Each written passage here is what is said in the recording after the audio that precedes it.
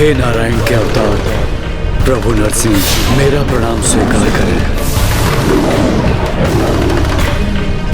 हे प्रभु, आपने तो सृष्टि को एक महापापी के प्रकोप से सुरक्षित किया है। आप स्वयं ही सृष्टि को संकट में क्यों डाल रहे हैं प्रभु? कृपया स्वयं पर नियंत्रण पाकर रोक दीजिए विनाश की लीला। हे प्रभु, आपने पूर्व में जो महादेव के साथ निहित किया था, उसके अनुसार ही मैं आपको यहाँ आपके बढ़ते हुए क्रोध का आभास कराकर शांत होने के लिए प्रेरित हेतु उपस्थित हुआ हूँ।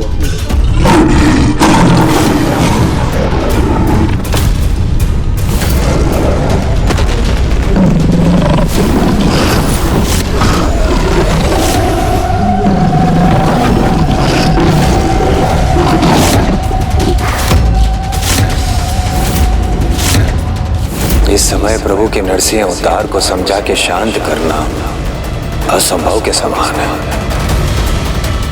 अपितु वीरभद्र जी के पास उनका सामना करने के अतिरिक्त कोई उपाय शेष नहीं है।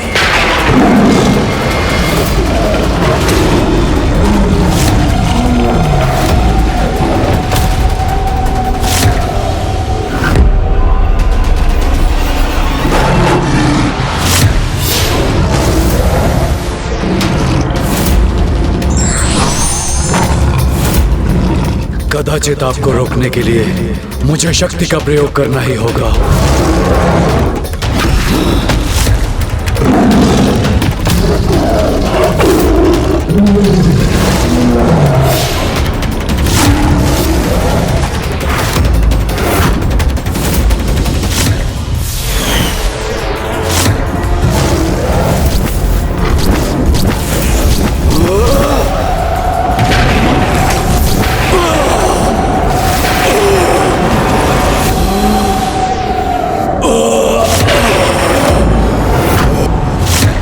ये क्या? प्रभु नरसिंह और वीरभद्र जी एक दूसरे के स्पर्श किए बिना ही एक दूसरे से दूर चले गए। क्योंकि उनकी ऊर्जा उनसे पूर्व ही आगे पहुंच जाती है। ये उनकी ऊर्जाओं के टकराव का परिणाम था देवराज इंद्र।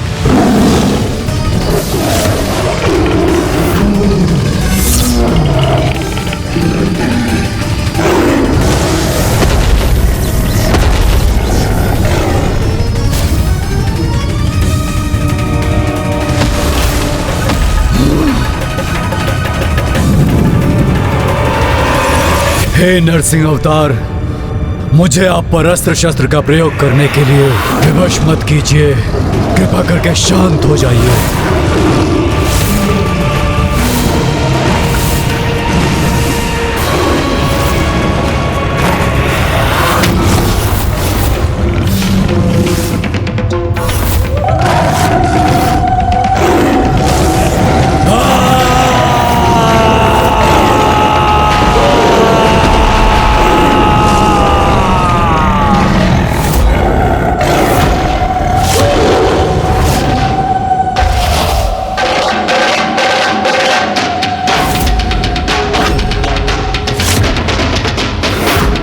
मुझे ज्ञात था वीरभद्र स्वयं पर नियंत्रण नहीं रख सकेंगे।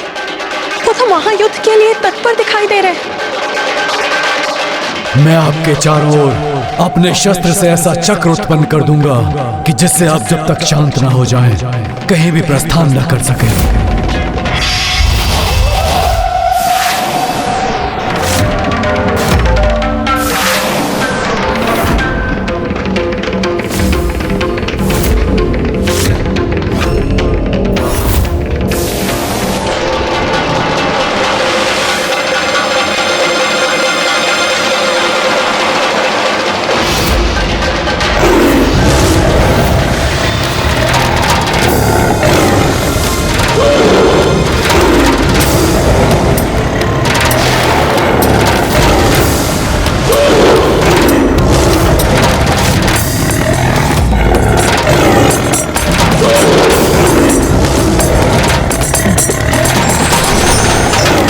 इन्होंने तो मेरे शस्त्रों को ही नष्ट कर दिया। जब उनके अस्त्र ही नष्ट हो गए तो वीरभद्र जी प्रभु नरसिंह को कैसे रोकेंगे?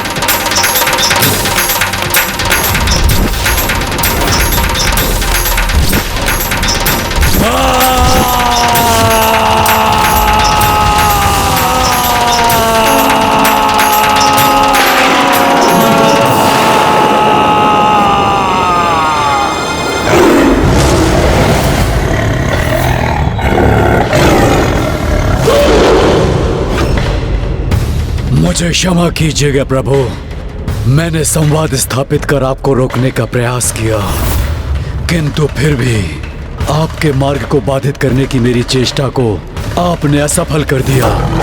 इसलिए अब मेरे पास कोई अन्य विकल्प शेष नहीं।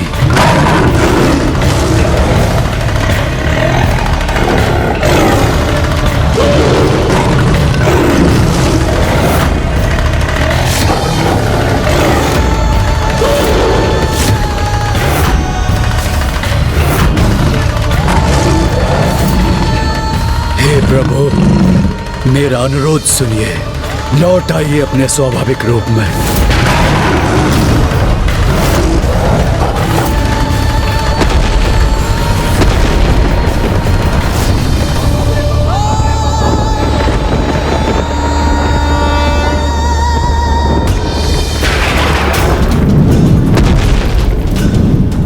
मैं पुनः निवेदन कर रहा हूं प्रभु, अपने क्रोध का परित्याग कीजिए। अधर्मी और उसके अधर्म को तो नष्ट कर चुके हैं प्रभु, अब इस सृष्टि को भी अपने क्रोध से मुक्त कीजिए।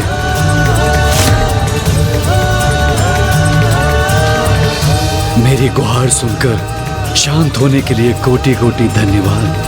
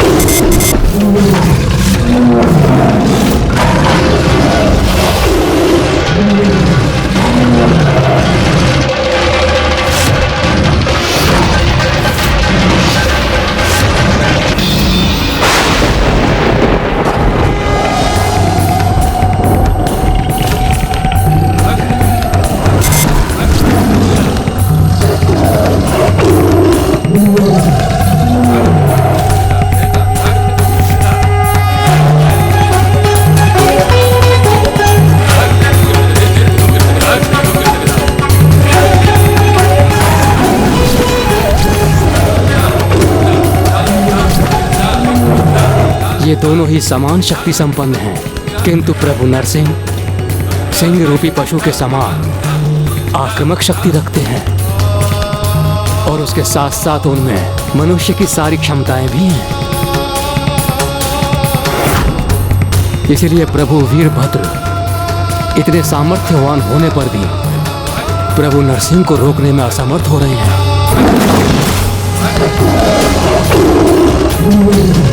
किंतु इसके पूर्व की समस्त सृष्टि का स्थायी अहित हो जाए, उन्हें रोकना अति आवश्यक है।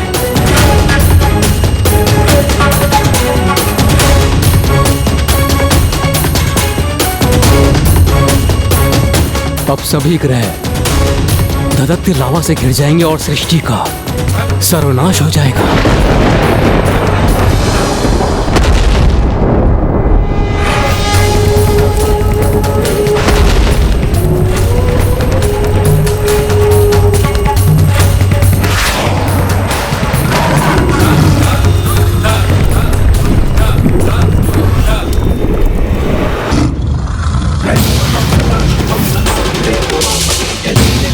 प्रभु नरसिंह में पशु और मानव की शक्ति का मिश्रण है। उन्हें तो कोई ऐसा ही दिव्य योद्धा रोक सकता है जिसमें पशु, मानव और पक्षी की शक्ति का अद्भुत समन्वय हो। पशुत्व की भावना व्यक्ति को अनियंत्रित करती है, तो पक्षी का स्वभाव अपेक्षाकृत अधिक शांत करता है।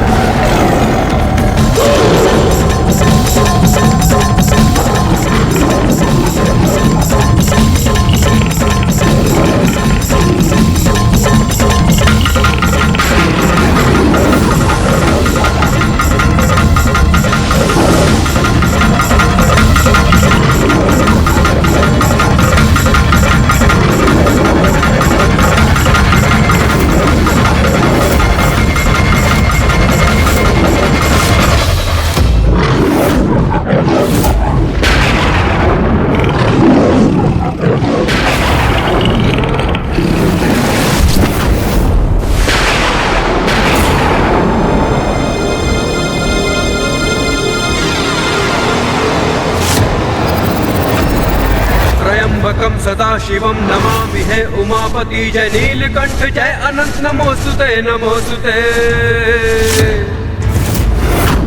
हो भोलेनाथ भक्तों के हो कष्ट से निवारते, ये सृष्टि सारी संकटों से शिव ही है उभारते।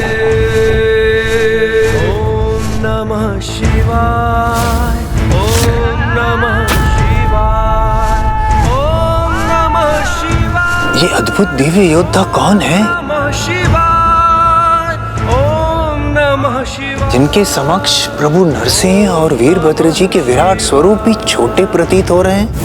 विशाल पंख सिंह स्वरूप सर्प का पुकार था, विचित्र रूप था लिया ये शर्व अवतार का। नरसिंह के अहंकार को आसन बना दिया, जगत का बार बार है कल्याण शिव जी ने किया। नमः शिवाय ओम नमः शिवाय ओम नमः शिवाय ओम नमः शिवाय ओम नमः शिवाय ओम नमः शिवाय। त्र्यंबकम सदा शिवम नमामि है उमापति जय नीलकंठ जय। ये तो स्वयं महादेव के सर्वाधिक उग्र शरभ अवतार हैं। ये प्रभु शर्भेश्वर है। कष्ट से निवारते, ये सृष्टि सारी संकटों से शिव ही है उभारते। प्रभु शर्भेश्वर प्रभु शर्भेश्वर प्रभु शर्भेश्वर। ओम नमः शिवाय ओम नमः शिवाय ओम नमः शिवाय ओम नमः शिवाय।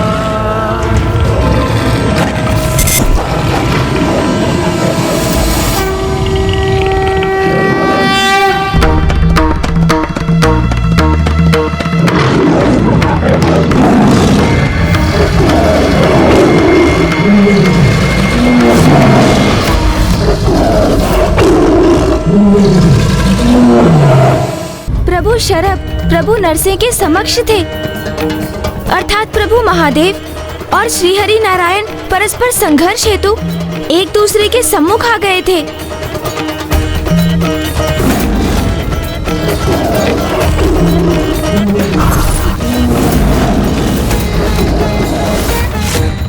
किंतु लंकेश, ऐसी महान शक्तियों के संघर्ष से सृष्टि पर छाया संकट कहीं और तो नहीं बढ़ गया था, क्योंकि प्रभु नरसिंह की क्रोधाग्नि के प्रभाव से सृष्टि तो पूर्व से ही महासंकट में थी।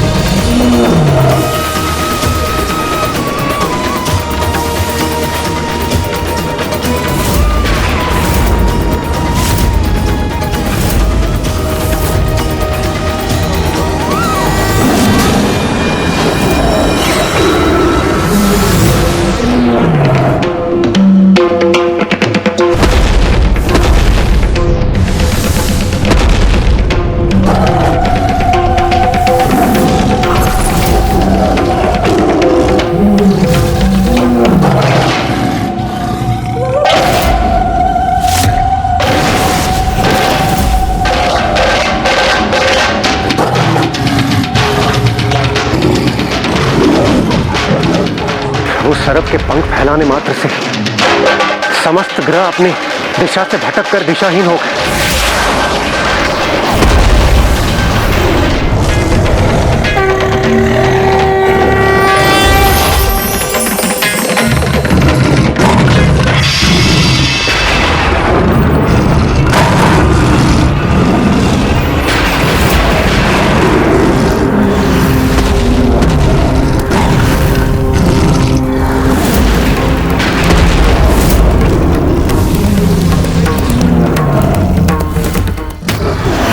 प्रभु नरसिंह की एकमात्र गर्जना से उन ग्रहों पर ज्वालामुखी उत्पन्न हो रहे। यदि उनके मध्य संघर्ष हुआ तो कुछ भी शेष नहीं रहेगा।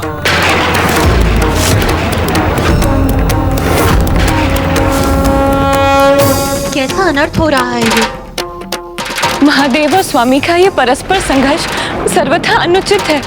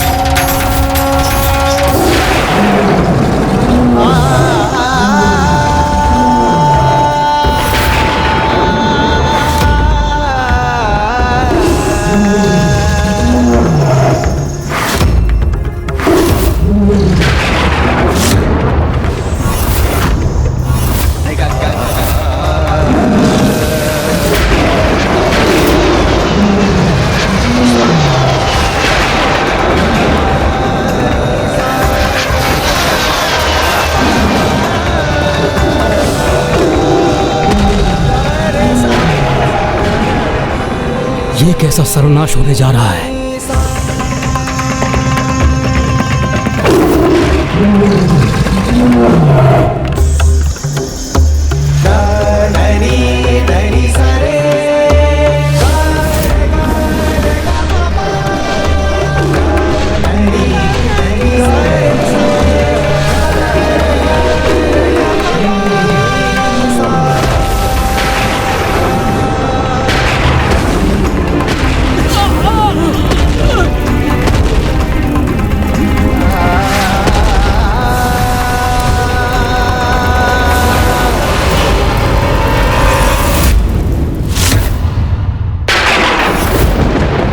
अनिष्ट, घोर अनिष्ट होगा।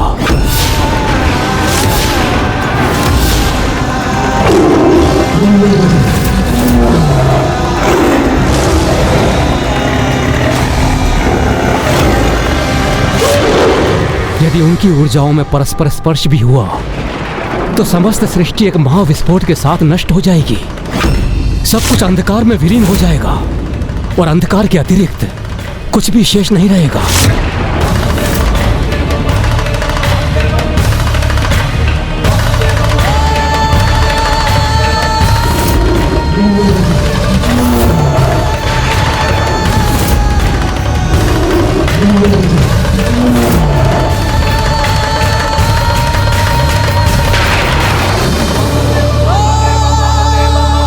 इन दोनों अवतारों के भीषण टकराव के पश्चात उस विध्वंस से होने वाले महाविनाश की कल्पना भी मुझे व्याकुल कर रही है।